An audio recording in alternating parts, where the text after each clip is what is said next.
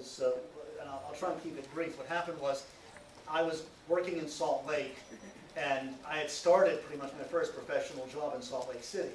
And a friend took me aside and said, listen, you know, you've been here 4 or 5 years, but you are still the kid to the entire market. You're not going to get beyond doing overnights or evenings, and it's probably time to start looking for another job. Go to somewhere else where they don't know you and progress your career.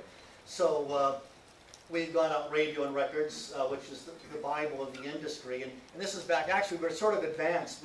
We had progressed from 5-inch reels to cassettes. And I had made up 15 cassettes and printed off 15 resumes. And I sat there with this friend of mine, and we poured through the ads. He says, oh, yeah, there's a good station. Oh, it's a news job. Right? Oh, yeah, this one. I mentioned my name.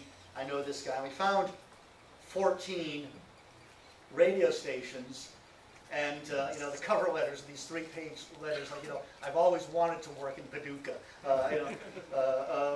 North Dakota has been, you know, the aim of my life.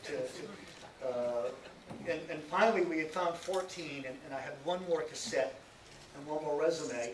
And there was one at the end there that said about 3 DJs to work in North Sea.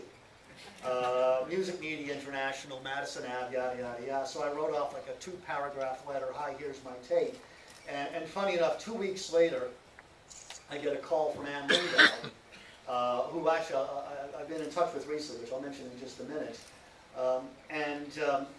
I decided I was going to take this job. So I walk into my boss at the time. I was working for this little station in Provo, just outside Provo, Utah. And the guy that owned it was an Englishman by the name of Peter Schurmeyer. And I don't know if that name means anything to you, but Peter Schurmeyer, unbeknownst to me, had been involved with Roy on the unsuccessful relaunch of Caroline. So anyway, this is one of the few times, it doesn't happen often in radio that you go in to actually quit a job. Usually it's the other way around and they're firing you. But I walk into my boss's office and I says, yeah, I'm giving my 6-week notice. He says, oh, where are you going? I said, oh, it's the damnedest thing. I'm going to go work on the North Sea. And he says, what, Radio Caroline? And I said, no, I says, it's something called Laser. He says, who's involved? And I says, oh, some guy named Lindau. He goes, Roy Lindau?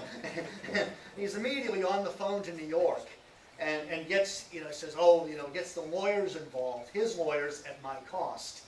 And there were arguments about, you know, is the ship's captain in charge? Can they make you walk the plank? Can they, you know, What did he care? Oh, I don't. Well, it was just getting that crazy. And finally, my older brother said, listen, he says, you've never been outside the U.S. You know, he had lived for 2 years on a kibbutz.